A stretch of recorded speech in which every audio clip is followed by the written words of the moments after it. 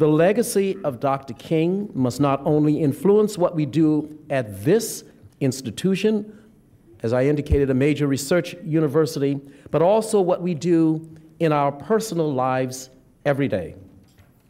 We are pleased that you are here today showing your commitment to this cause of Dr. King's and for diversity in institution and for equality everywhere. Now it is my privilege to invite Governor Jacqueline Washington, Chair of our Board of Governors, to introduce the Reverend Dr. C.T. Vivian, our distinguished speaker today. The Washington.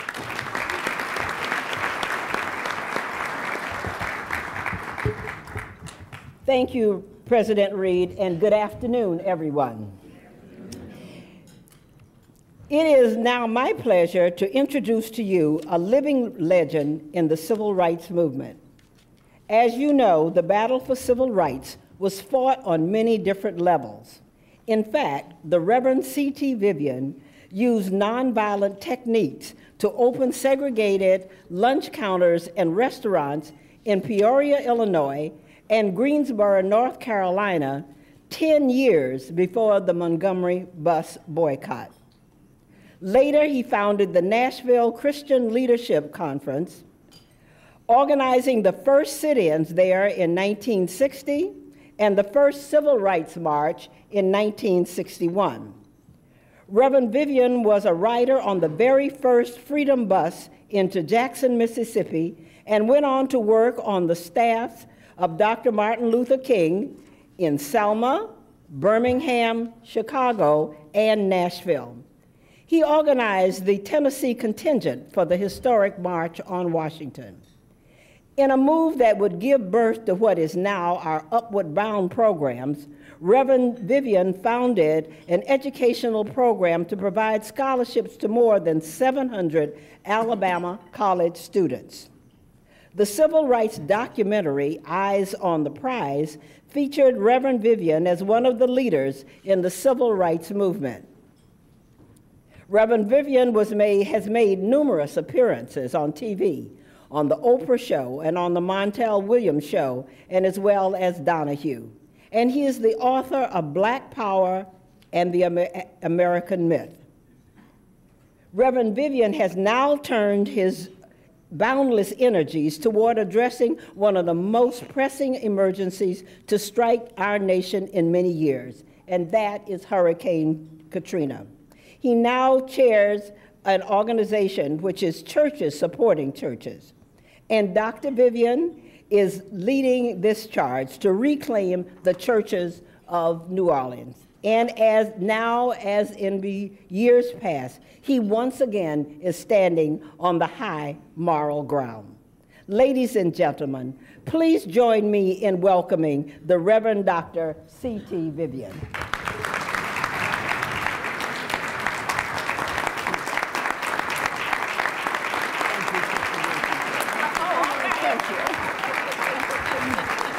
Hello, good people. It's always good to be in Detroit. Truly, as I know, you're supposed to say that, and I have it written down as an extra. But the truth is it really is. I think of so many people when I come to this town, and I am so glad to be on this campus. I didn't know how much you had grown in the last 9, 10, 11 years, right? I had no idea, right? That shows what happened to me. I just drove through, you understand the point, right? But I was fortunate enough that your president had his vice president, of whom you heard both just now, drive me through this place. And then as I sat here and talked to the chairman of the board, Sister Washington, right, I began to say, this is some place, all right? And then when I saw the whole medical wing, I said to myself, is there something wrong so I can go? See, and I just wanted to go, you know, and use all of that. I didn't want to be left out, right? Is that, I've been coming to this town for a long time. My wife is from Pontiac, Michigan, and our brother here, whose book, he didn't tell me to do this, right? But has done a book of poetry. Esmo Woods is a part of all of that. And he and his wife came today. You know, so much that I enjoy being here is that Joanne Watson, who's sitting down at the end of the table, that tickles me. The reason it tickles me is because Joanne is generally running things around where I am. And what I find that even when she's in the back, she's still running things, you know, is that, there are so many docs that she's running this one too. You just don't know it, right? But there's so many good and wonderful people. And I really want to thank you. I think of that great preacher from Harvard here. As a preacher, I have to pick out one of those. We all have the spirit. You see, it pops out when you mention certain names. That's the way it is when you go anywhere in the world and you talk about that great preacher from Harvard, is that everybody responds. He has that rare gift, all right, of knowing theology and philosophy and biblical background so well that he so mixes it together, all right, that you never know when one part starts and the other ends, right? And then when it ends, you're right there with him, right? And you don't know everything he said, but you're right there with him, you know.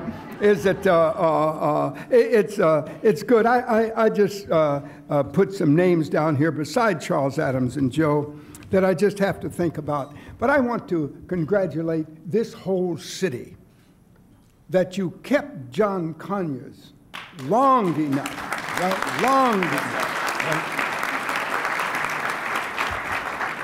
That he could have seniority and now set where that is worth far more than it was just a month ago, right?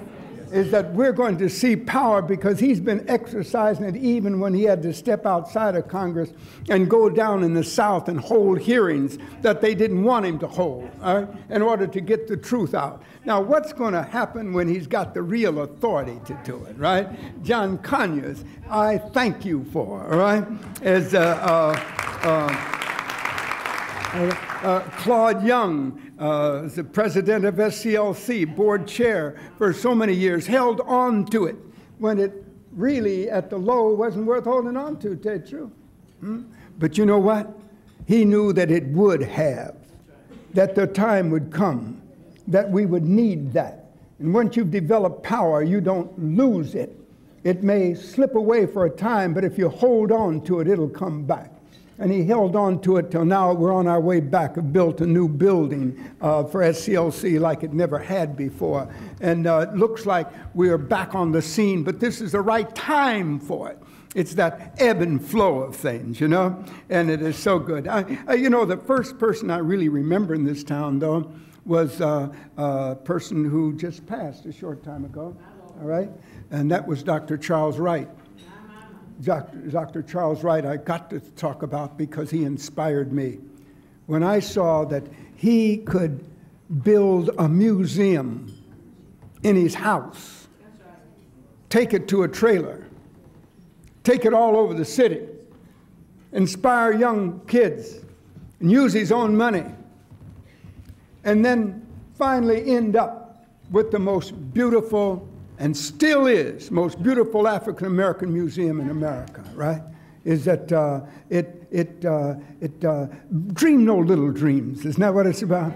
That's right. You know, is that because they don't have the power to inspire people's minds and dreams. It says men, but I know better than to say that, right?